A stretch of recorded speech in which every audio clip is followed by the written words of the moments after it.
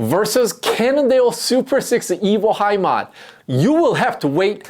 I will make that pick when I do the episode where I actually compare the two side by side, and I'll make my pick between the two in that episode. Against the Tarmac SL8, you will have to tune in for the next episode where I actually talk about this bike versus Tarmac SL8 head-to-head comparison. Albeit many months delayed, this is the very episode that I've been wanting to make since the beginning of this year, 2024.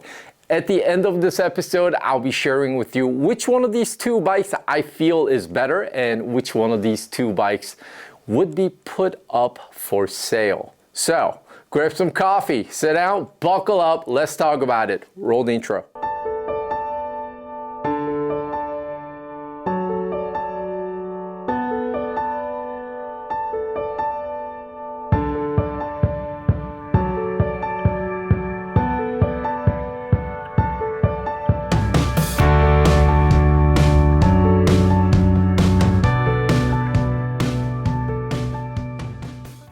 Hello everyone, how are you? This is yours truly, Diabetic Cycling, coming at you once again. This episode is sponsored by my own damn wallet, but brought to you by your engagement. So if you haven't done so already, I would greatly appreciate it if you hit the subscribe button so I can come see you more often. And if you end up liking the content that I bring to you today at the end of this episode, please hit the like button and feel free to leave any questions and or comments down below. I try to answer those as best as I can as time permits. Over the last few dozen years, I've had the privilege and pleasure to own and have ridden thousands and thousands of miles aboard all these bikes that I'm gonna show you here on the list.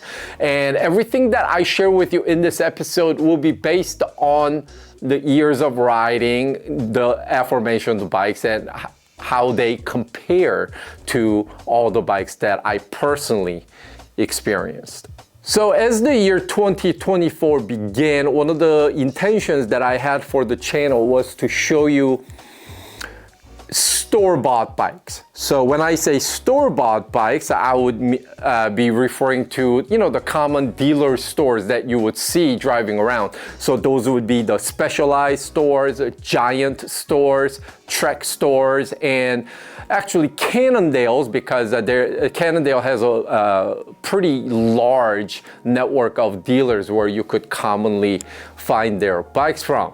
And then, staying true to the ethos of this channel, I wanted to show you out and out road bikes that are quite not top of the line, but something that would be desirable, attractive to those of you who have a reasonable budget, enthusiast level build, someone who takes cycling seriously.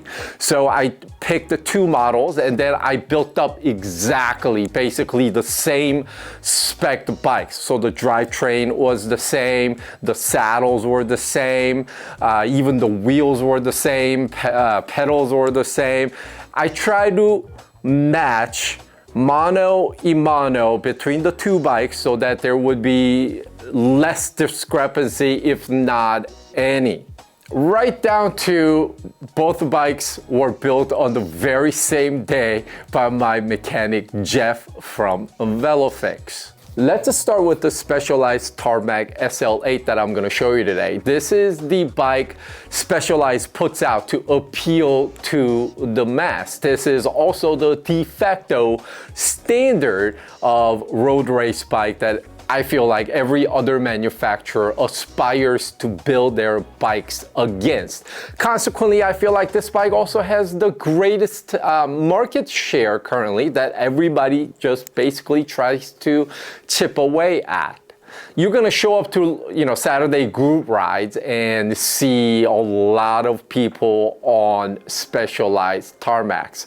Despite mentioning store-bought a bike, actually my Tarmac was not a complete bike out of a store. I bought the frame set, then I had my mechanic build up with the 100% Shimano Ultegra Di2 12-speed, 5034 in the front, 1134 in the back. SL8 Italia Superflow Boost saddle, pretty much standard fare. Only thing that is somewhat out of norm would be the integrated handlebar that I have on there, which is from actually company Factor. And that is because at the time of my build, I couldn't source the 38 centimeter wide 100 mil stem integrated bar that I wanted. Hence, I went with what was available to me in that measurement. So I'm running a Factor integrated handlebar. Let's meet the second contender for this episode, which would be the Super 6 Evo High Mod from Cannondale. The legion of Cannondale fans out there, very big, very large. No introductions needed. Their bikes are very much well loved. Especially here in America, I think. Me personally, I also had and owned a couple different previous iterations of Super 6 Evo, which I loved dearly. Those were some great bikes that I rode, which had the combination of incredible stiffness plus lightweight. Just as the same as with the Tarmac SL8, the Super 6 was built with Shimano Ultegra Di2 12-speed, everything spec exactly the same. Now let's talk about the differences. That would be the Momo design integrated handlebar, which Cannondale puts out. Again, 38 centimeters wide, 100 mil stem, same Dura Ace wheels. I was swapping wheels back and forth during my ownership of these bikes. Let's see, same saddles, same pedals, just about same everything. So on purpose, I built the bike sub exactly the same as best as I could. Tarmac SL8 has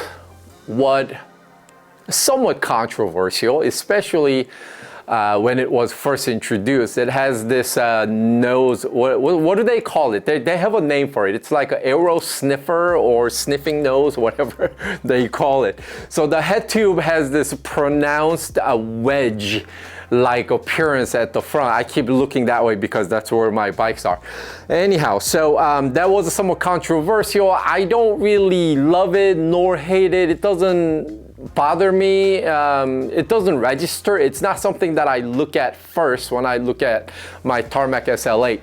So has that in terms of overall appearance, tubes are somewhat conventional, traditional looking. There's nothing outlandish or garish in terms of tubing. The triangles are pretty much what you would expect from a modern day road race bike. Has a drop seat stay, sloping top tube, pretty chunky down tube, and pretty short chain stay, aero profile fork. So nothing that is offensive, but also nothing that is like incredibly standing out from the crowd either.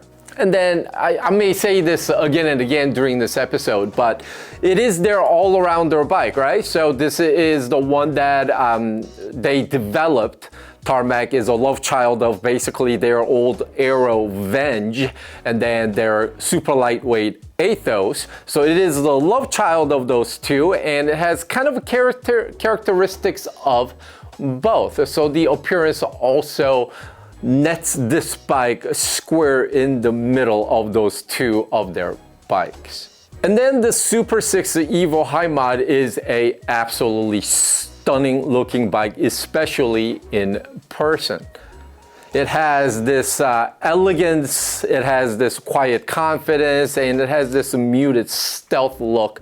Now that's all despite me being a complete hater of black bicycles, because when you get black bikes, they look great, but then everybody else has black bikes. They all look pretty much the same. You really don't stand out. However, the way they've have this bike presented, the pattern that's carrying from the top of the integrated handlebar to the top of the top tube, a little accent in appearance, as well as the way they painted it, where they go from glossy to the matte, through from front to the rear, from top to bottom. It's excellently executed. And also the way they have just the tubing shape. I mean, it starts as a big chunky top tube right at the top, and then as it tapers off towards the seat post, it just has that elegant look and truncated airfoil down tube. It has the same aero profile fork, extremely exaggerated dropped seat stay, and same length chain stay, and the very svelte, slim profile seat post. So again, you're gonna see everything you expect from what a modern day road race bike would look like. All right, so in terms of aesthetics, I'm gonna declare the winner here, the Cannondale Super 6 Evo. Tarmac, nothing against it. It's a fine looking bike, but I'm not sure if it really has that, you know, screaming, hey, look at me type of aesthetics. Not sure if it looks inspiring either. Whereas the Super 6 Evo really has all the right curves and all the right lines, just looks delicious to look at, and it's a clear winner. When bought brand new, I believe the SL8 frame set is $1,000 cheaper than that of Super 6 Evo High Mod. Now, these would be the same level frame set. The Super 6 Evo High Mod is the one directly below their top of the line Lab 71. And the very frame set, the Tarmac SL8, is the one that is, again, directly below their S-Works offering. So when you compare same level from each manufacturer, there's a $1,000 gap. And in terms of when you buy complete bikes from the dealers, I believe that same price difference carries through, unless somebody's having some kind of a sale event where the price difference may carry through. Is the Super 6 Evo a better bike than Tarmac SL8 by $1,000? No. Earlier I said I prefer the look of the Super 6 Evo over the Tarmac. Does that warrant another additional $1,000? No. Even though I'm a believer that a better looking bike gets ridden more, it's not better by $1,000. Do I believe that the Cannondale frame set is overpriced by $1,000 compared to the Tarmac? Absolutely. So value-wise, Tarmac SL8 is the winner, and that $1,000 that you save by going that direction, you could invest that towards a better set of wheels or whatever. Let's talk about how they ride. We'll start with the Tarmac SL8. As I mentioned earlier, Tarmac SL8 is the all-arounder from Specialized that blurs the line between all-out aero and all-out lightweight. Now, I do have something to say about the aero side of things, especially after spending so much time aboard my Canyon Aero CFR that I just recently required, and Ribble Ultra SLR that I've had for a couple of years with a ton of miles on, and Trek Madone, the previous gen, not before they married it with Imonda. So, like, if I rate my Ribble Ultra SLR 10 out of 10 on aero performance, the Tarmac easily gets maybe 9.4 out of 10. Very much confident in terms of when aero characteristics are called upon. It equally climbs well every time the front wheel is pointed directly towards a mountaintop. Now, I do have Specialized Athos that I've been riding a heck ton, and that one is equipped with the 105 Di2, and I do prefer the Athos if I know in advance what my routes are going to be, and if it's just straight up climbs only all day long.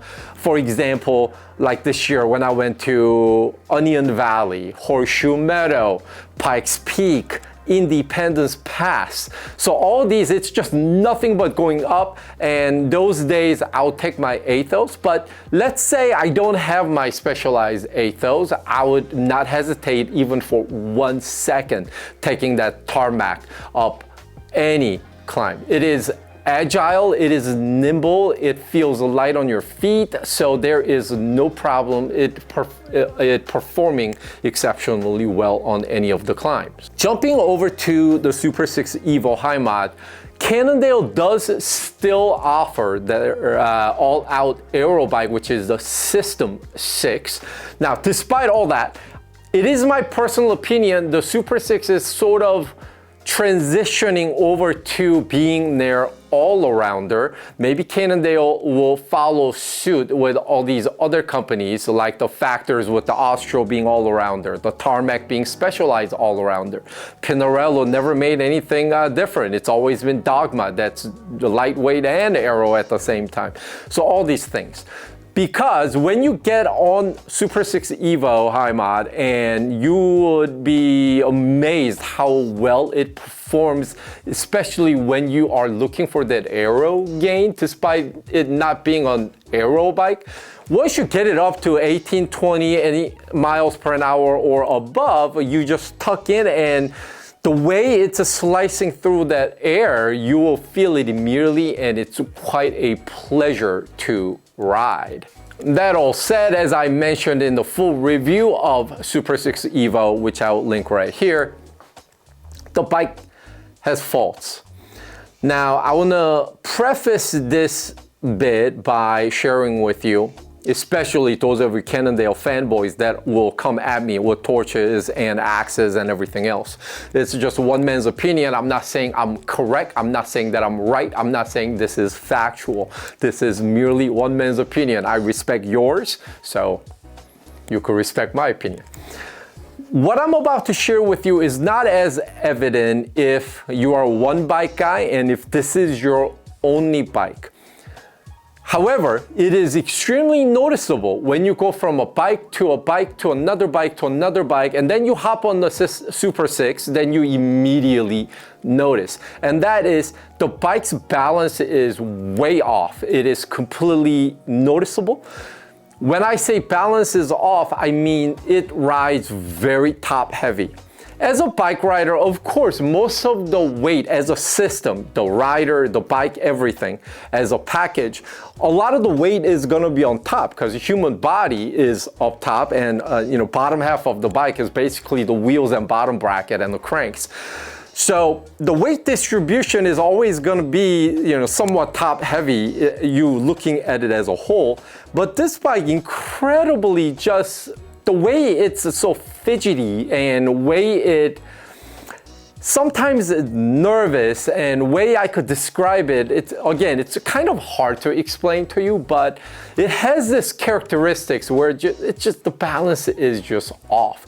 And I try to see if the feedback was correct by swapping out different wheels, different depth of wheels and everything. And over the last, 10 months, the feedback has been pretty consistent that the bike's balance is off, where it's too heavy toward the top. Now, am I standing here and telling you that Carapaz, Paulus, and Mortons of the world that are riding EF education, are they being handicapped by a bike that's not as balanced as others?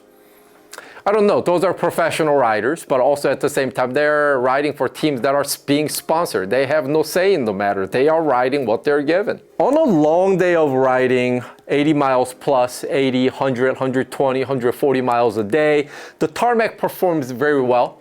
The compliance, the marketing word. The Tarmac introduces less fatigue. I'm not beaten up at the end of a ride compared to Cannondale Super 6 Evo. Just by looking at it on the paper, you would go, all right, it's got a seat post that has a slimmer profile than the beefy, chunkier seat post found on the Tarmac. You would think it would have a more deflection, more flex that would mitigate the road vibration and dampen all that better. It doesn't. I find my area is stressed out more at the end of a long day.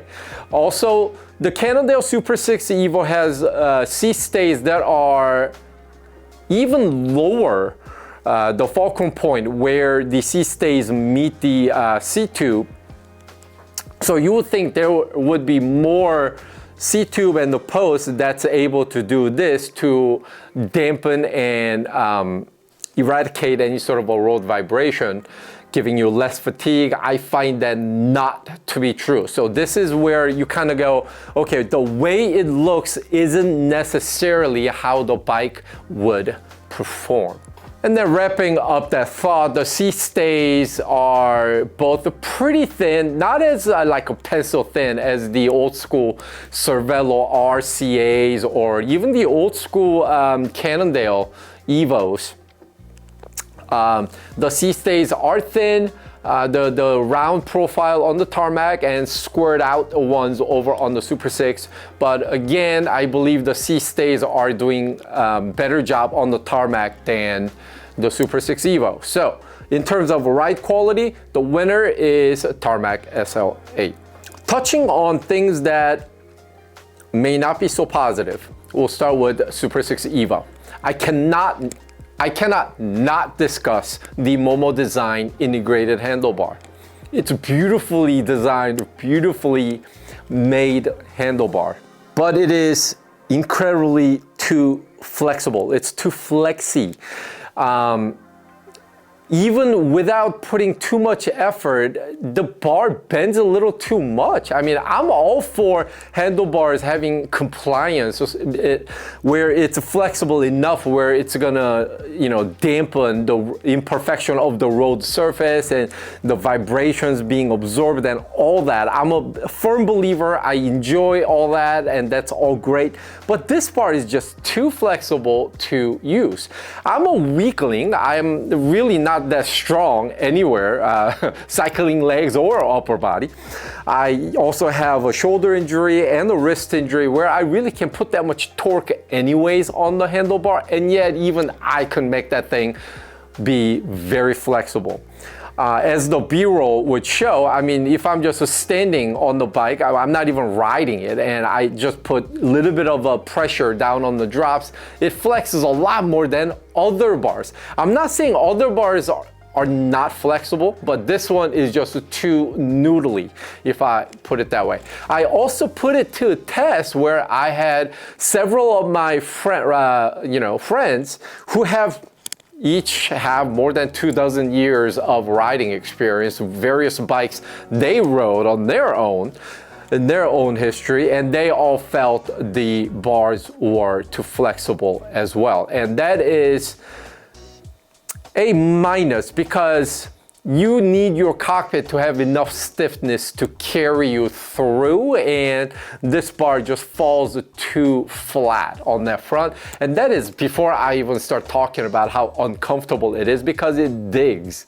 By now, you may think that I love Tarmac more than Super 6 Evo. Well, maybe, but I'm not so sure. The Tarmac really is a great bike in every aspect. It performs very well every terrain, every day, every surface, every situation, every scenario. But I'm disconnected from it whenever I ride it. What do I mean by it?